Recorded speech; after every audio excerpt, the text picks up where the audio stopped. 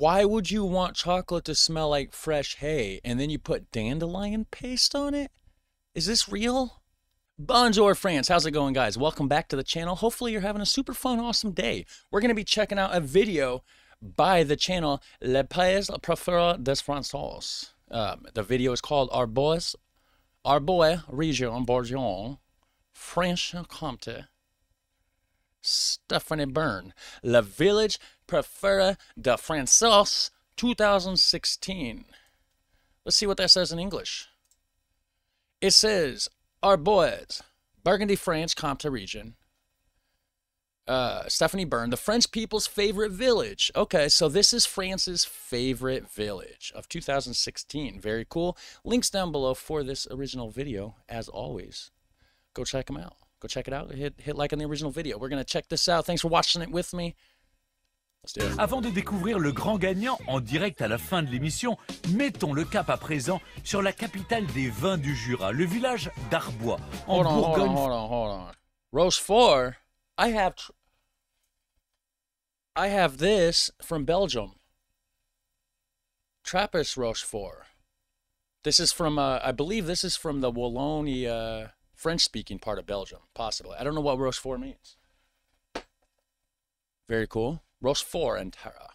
À présent sur la capitale des vins du Jura, le village d'Arbois, en Bourgogne-Franche-Comté. Arbois. Une fière cité, connue pour ses arcades en pierre ocre et ses maisons vigneronnes. Mais avant d'en parcourir ses ruelles, je vous conseille de prendre un peu de hauteur. C'est depuis les coteaux avoisinants que vous aurez un point de vue imprenable sur le village. Et c'est justement là que nous retrouvons Stéphane, un vigneron, qui va nous faire découvrir cette perle de Franche-Comté. Ah ben là, c'est un des plus bels endroits. Franche-Comté. Okay, that's how you... Franche-Comté. Pour contempler Arbois. Ici, on voit les deux clochers, on voit le château, on voit cette pierre jaune qui fait la caractéristique d'Arbois, cette pierre jaune qui est faite donc de pierre à vigne. Vraiment, ce village typique franc-comtois, ben voilà, c'est ce qu'on aime bien. Et puis en plus, regardez comme c'est beau. Okay, so the stone Les anciens must be specific to that region then, huh? ils disaient toujours les vignes, on les faisait, ça ressemble à des jardins. Et ben ce petit coin-là, ben, pour nous, c'est notre petit jardin. Nous quittons ce petit jardin pour suivre Stéphane dans le cœur de la cité. Il retrouve Philippe, le plus fin connaisseur de l'histoire d'Arbois. C'est Philippe. Salut Stéphane, ça va? Comment vont les vignes? Écoute, ça. This looks like a nice old city. I love these old European villages and cities. It's so cool. Pas mal, on n'a pas gelé. Donc le printemps est arrivé. Hein. Ah bah attends. Ils empruntent le pont des Capucins, au bord de la Cuisance, la rivière qui traverse le village. Elle était autrefois jalonnée de moulins et de tanneries. Et oui, l'eau à Arbois est aussi importante que le vin. Eh bien ici, donc, on est au pied d'une des cascades de la Cuisance, puisque la rivière fait plusieurs cascades dans la ville. Et c'est vraiment un lieu sympa parce qu'on voit ces vieilles maisons en encorbellement qui se mirent dans l'eau. Au Moyen-Âge, That's crazy. Like, these houses are hanging over. Like, you can see this support beam here. They're hanging over to get extra room, I guess. la rivière servait de fossé de défense. Arbois a longtemps été une place forte, quasi imprenable. Eh bien, on est au pied de la tour Gloriette. C'était un élément défensif des remparts. Arbois était entouré de remparts. Arbois a connu le siège de 4 rois de France, quand même. Quand la guerre se préparait, on murait les fenêtres. Et en temps de paix, on ouvrait les fenêtres. C'est Louis XIV qui a finalement réussi à faire plier les Arboisiens en 1674. L'autre tour défensive de la ville n'était autre que le clocher de l'église. Construite au... So Louis the 19th or Louis the 14th? I don't know which one they said, but that name pops up so much in French history. Au XIIe siècle, elle est dédiée à Saint-Just, le saint patron de la cité. Stéphane et Philippe vont nous dévoiler un vitrail qui illustre une grande tradition arboisienne. Bien, ce vitrail représente le biou. C'est une cérémonie ancestrale à Arbois, environ du XVIIIe siècle. C'est le moment où les vignerons offrent les prémices de la récolte au saint patron de la paroisse. Les Arboisiens préféreraient rater Noël à Arbois, mais ne ratent jamais aucun biou. C'est prêt? Allez, doucement. Stéphane, c'est sûr, n'en rate jamais aucun. Attention! I don't think the subtitles are correct, but I'm trying. I'm following the best I can. Et pour cause, depuis 16 ans, il a le privilège d'être l'un des porteurs de cette énorme grappe de raisin de 100 kilos.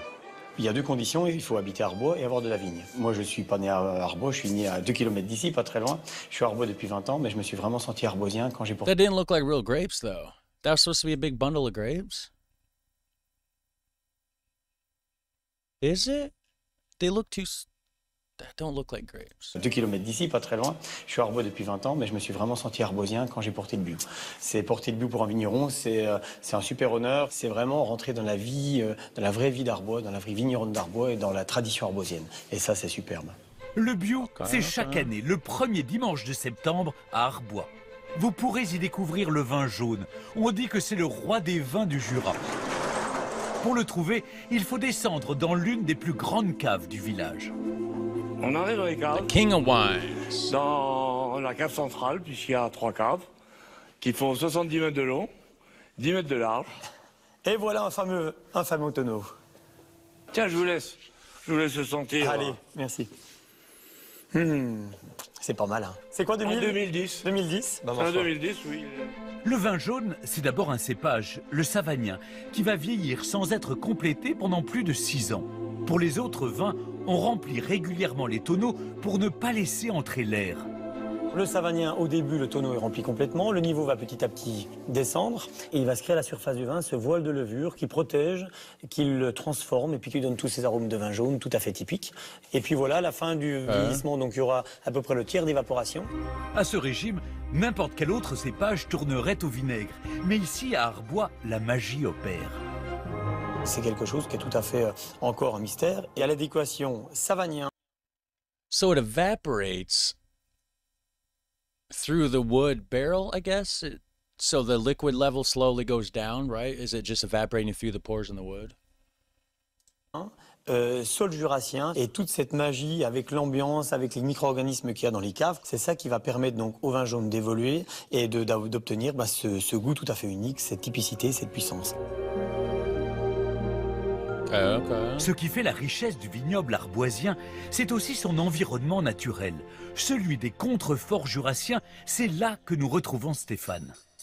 Avec Édouard, un autre habitant du village, ils partent cueillir une plante de la région, l'aspérule odorante. Leur chemin les mène d'abord à la cascade des Tuffes, un lieu secret mais à découvrir absolument. Wow. Ah ben c'est un des plus Wow, that beaux looks coins cool. d'Arbois, hein, moi. Nous, on y a passé des heures et des heures. C'est l'endroit où les Arboisiens viennent se baigner quand il fait très chaud. Parce que l'eau est quand même très très froide. Ça sort directement de la montagne, mais c'est vraiment un endroit superbe. Regardez voir So it comes out warm? How does it come out warm or hot? l'ambiance que ça donne. Il y en a un qui va finir dedans, ça c'est sûr. Hein. Very cool. Fais pas ci, fais pas ça, viens ici, mets-toi là. Attention, prends pas froid ou sinon gare à toi. Mange ta soupe. La recherche continue sur les hauteurs de la cascade. Bon alors, t'en as vu par là de l'aspérule alors? Oui, on devrait pas tarder d'en trouver. Il me semble que c'était par là l'autre fois. Tiens, voilà. Voilà l'aspérule. Ça, c'est l'aspirule, ça. Cette minuscule plante, Édouard va la sublimer. C'est chouette, hein? Yeah, so I'm convinced by now the subtitles are not correct. It's the auto-translate extension thing that I have that translates extension or translates the subtitles, and it's not perfect. Ah oui. En plus, il y a le glouglou de la rivière derrière, là. Sous ses airs décontractés, c'est une pointure dans son domaine. Nous allons comprendre pourquoi sur la place centrale où se situe son atelier. Whoa, what is going on here? Is this just a bunch of strings with stuff tied to it? What is tied to it? It looks really cool. You don't see squares like that in the United States. We're lucky to even have a town square. Édouard est l'un des meilleurs chocolatiers français. Il est issu d'une longue lignée de pâtissiers arboisiens. Aujourd'hui, But I bet you don't have as good a chocolate as they do in Belgium. Belgian chocolate is the best. il va travailler la fameuse aspérule odorante. Et bon, on a séché, regarde, toi. Elle est bien sèche. On va la mixer Oh, that's that stuff they... pour en faire une poudre qu'on va mettre dans la nougatine tout à l'heure. Ah, donc ça a pris de la puissance, hein? Ah oui, oui. Et là, ça va dégager. Dans la cuisine d'Édouard, ça dégage. Toujours des parfums Okay, so they powder this plant up and mix it into the chocolate. Very cool. Sense of what, though? de plantes locales. Et sous toutes les feuilles, il y a Gives un off sense of inodore, local plants. C'est connu. Hein. Pour ça qu'on n'est pas loin de la Suisse, parce qu'après, ils vont les déposer. Okay, so what is that plant and what does it taste like? Because the subtitles says scents of local plants under all the leaves. Yeah, so that's not right. What does it really say? On n'est pas loin de la Suisse parce qu'après ils vont les déposer. Dès qu'il passe au fourneau, Édouard redevient sérieux. Donc là on prépare la nougatine avec des noisettes effilées. Oh, yum, hazelnuts. I love hazelnuts. Yum. I actually just picked up a thing of Tony's Chocolonely hazelnut flavor, Belgian chocolate. So good. They normally don't sell it around me. I was surprised to see it at my local Walmart. I had to buy it. Les Jurassiens, on n'a pas pris des amandes, on a pris des noisettes. Et là, l'aspirine Jurassic. qu'on va saupoudrer pendant qu'il mélange. So does that mean just an old On technique? sent déjà là, hein, quand il étale, cette odeur un peu de foin séché, ça vient de la spirule. La touche du chef, c'est cette mousse de pissenlit qui vient terminer cette recette des plus florales. Why would you want chocolate to smell like fresh hay and then you put dandelion paste on it? Is this real? Or is the subtitle? Tell me the subtitles. The subtitles are messed up, right? You're not intentionally making chocolate that smells like dried hay, are you? Why would you do that? Why? Okay. La touche du chef, c'est cette mousse de pissenlit qui vient terminer cette recette des plus florales. Alors là, c'est Dandelion la phase mousse. terminale de fabrication. Cette machine, elle va recouvrir tout ce qu'on fait de chocolat. Voilà, bah écoute, on va aller déguster ici dans le petit musée familial. Vas-y mon Steph, allez, on va déguster. Un contrôle qualité. Super. I mean, good job. Quality control in a chocolate factory. Be a lovely job. Taste chocolate all day. Il y a beaucoup d'arômes, c'est deux textures différentes, c'est vraiment très bon. Laissons notre chocolatier finir But what kind of aroma? Because it didn't explain to me in the proper way of what that actually smells or tastes like. son contrôle qualité, car nous avons rendez-vous dans une vigne en bordure du village avec l'écrivain et académicien Éric Orsena. Bonjour Eric, Le voilà le vigneron. vous allez bien? Allez, l'écrivain salue le vigneron. Qu'est-ce qu'il y a de plus beau ici? C'est beau Arbois quand même. Hein. Et moi, c'est ça l'avantage des livres, c'est qu'on découvre des univers. Et ici, Arbois, qu'est-ce qu'on peut imaginer de plus beau? Éric Orsena est tombé amoureux d'Arbois grâce à Pasteur, dont il occupe le fauteuil à l'Académie. A rare earth helmet? Is that what it? Rare wood helmet. Tombé amoureux d'Arbois grâce à Pasteur, dont il occupe le fauteuil à l'Académie française. C'est en effet à Arbois que le savant a grandi, dans cette maison familiale. C'est chouette. Hein. C'était en fait l'ancienne tannerie de son père, que Pasteur a transformée en résidence secondaire. La pièce maîtresse de la maison, c'est bien sûr le laboratoire. Alors regarde, alors ça, de la maison, c'est la pièce la plus belle, et c'est la pièce de la connaissance. Juste à côté de sa chambre. Et juste à côté de sa chambre, ouverte, c'est-à-dire il passait la plus belle. I was looking to see how far Arbois was from Edobon, which Edobon is where my second great grandfather's from, the closest relative I have to Europe, right? And I guess it's an hour and 52 minutes. It's 142 kilometers from Arbau, however you pronounce it, to Edobon. France is a big country. C'est la pièce de la connaissance. Juste à côté de sa chambre. Et juste à côté de sa chambre, ouverte, c'est-à-dire il passait insensiblement de ses rêves à ses hypothèses. Et pour confirmer les hypothèses de Pasteur, Arbois était le laboratoire parfait. En 1863, le savant est appelé en renfort. La vigne est malade. Il entreprend une étude pour la sauver. Ces résultats vont être le point de départ de toutes ses découvertes futures. Aussi incroyable que cela puisse paraître, c'est en sauvant la vigne qu'il va réussir à soigner l'homme. Il a So compris they're done with the chocolate. Now they're over here talking to a scientist. Okay. que le vin, c'était un organisme vivant.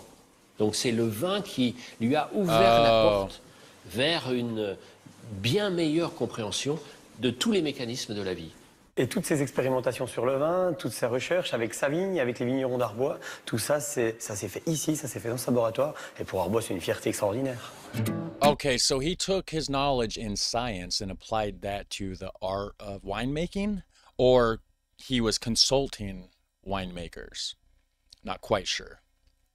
Et ils ont raison d'être fiers, les Arboisiens. Sans doute le seront-ils plus encore si vos votes ont placé Arbois en tête. Nous le... Okay, so I guess that was it. That was the end of the video because we switched. It changed to the next one. So, yeah, a little confused with the subtitles. Not sure why you're making chocolate that intentionally smells like fresh hay and then is topped with a dandelion paste. A little confused about that. If somebody could explain that to me, that would be amazing. You're amazing for watching and supporting the channel. Hit like and subscribe, do all that stuff. You guys have a super fun, awesome day, and I'll catch you in the next one. Take care. Bye.